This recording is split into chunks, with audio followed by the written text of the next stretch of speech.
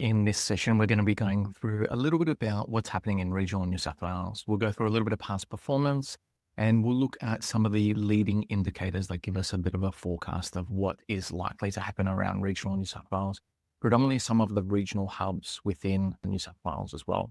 We'll look at every area apart from Sydney, and I'll point out some of the big sort of regional hubs and what they're up to lately. So look, let us kick off. Okay, so just kicking off with a bit of an advice disclaimer. None of this is financial advice. I'm just presenting general factual information.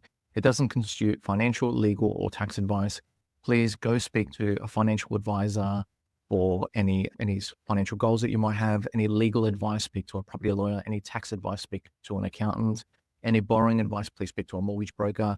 This advice is purely factual and pertaining to property as well. If you do have any questions around investing in property and specifically the property asset, I'm more than happy to answer them for you. So in terms of regional New South Wales performance over the 3 months to date in comparison to some of the other regional areas, look, in terms of regional New South Wales, it's fairly lackluster. It's probably in the middle of the range there. It's comparable to regional Vic, with a return over the last 3 months of 1.2%. Regional Vic 1%, Northern Territory and Tasmania are the only two other poorer performing regional areas there. And then ahead of them is regional WA, regional SA and regional Queensland as well. When we look at the 12-month basis, we can see that so far regional New South Wales over a 12-month period to date is sitting at around about 2.7%. So the only other two poorer performing areas are regional Vic and regional NT. Aside from that, all other regional areas have performed better.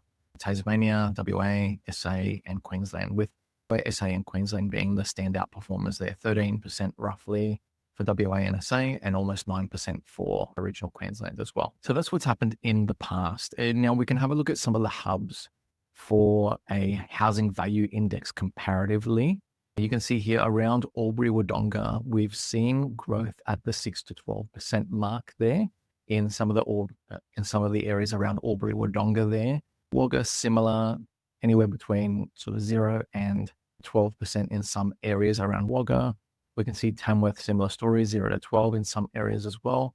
And then we look at Dubbo, Parkes, Forbes, and Orange and Bathurst in this area, similar. You can see 0 to 12% in some areas here as well. So it's a bit of a mixed bag when we look at some of the regional hubs around regional New South Wales here as well. If we have a look at the leading indicators, we start off with the vacancy rate. So Albury-Wodonga, Dubbo, Forbes, Tamworth, Wagga. You can see here the vacancy rate has a bit of a mixed bag for Tamworth. You've seen vacancy rates in that greater Tamworth area of up to 4%, and it has come down more recently. So we're sitting below 2%, and we see for Dubbo, Forbes, and Wagga, we're in between that 1 and 2% there, all fairly steady. We've seen some dip below the sort of 1.5% mark, but relatively speaking, it's been hovering around about that 1% mark, aside from Forbes, which has trended up over the last couple of years there. And you can see that the vacancy rate is around about that 2.5% mark. If we have a look at the potential buyer demand, so this is typically measured by the average number of clicks that a listing gets in this suburb. You can see Albury, it has trended up. There's been a bit of an infrastructure boom there in Albury-Wodonga with a hospital being built, which is funded by both New South Wales, Victorian state governments and the federal government. And then you can see Dubbo here as well. The number of buyers has been increasing. The increasing number of buyers for both Forbes and Wagga there, albeit at a reduced level, and then a slight downward trend in the number of buyers in Tamworth, albeit relatively stable since about the end of COVID there, around that 250 mark. If we have a look at the new listings and total number of listings in regional New South Wales, you can see here that there's been a drop in the listings coming to market here of 18.4%. which is around about the average for the regional areas, with regional Northern Territory, Tasmania having numbers worse than that, so fewer new listings. And then in terms of fewer total listings, regional New South Wales has had a drop of 3.6% with it, which is, again, is relatively average amongst that mixed bag there, aside from regional WA, which is down almost 17% there overall. So here is a case study where here's a case study where we've got a property in Wagga. It's listed at 720 with the median price being 695.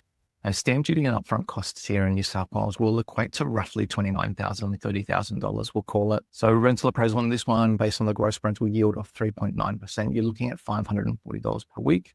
Estimated council and water are $3,000 and $8,800 respectively. Landlord, home and contents insurance are around about $2,500. Now that's relatively average depending on your insurer and the level of excess that you're willing to pay. And then we have property management costs of around about 8.8%, which on a rental appraisal of 540 is around about $48 per week. And then based on an 80% LVR, you're looking at interest only payments of $28.80 per month at 6% interest rate. So if you were looking to purchase this one, you would need $173,000 in upfront costs, which is made up of a deposit plus your stamp duty plus upfront costs as well.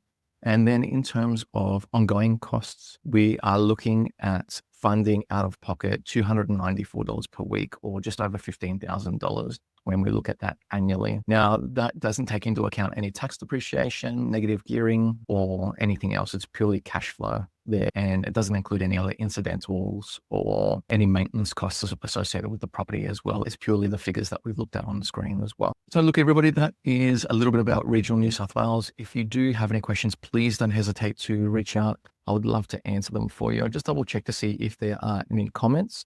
If you would like to learn more about investing in property, please don't hesitate to reach out. You can contact me on my email. It's Gianni, Gianni, at leveragepropertyadvisors.com.au, or you can give me a call on 04 867 996. You should see it at the bottom there as the banner comes across. So without any further ado, I will look to end the session. Thank you.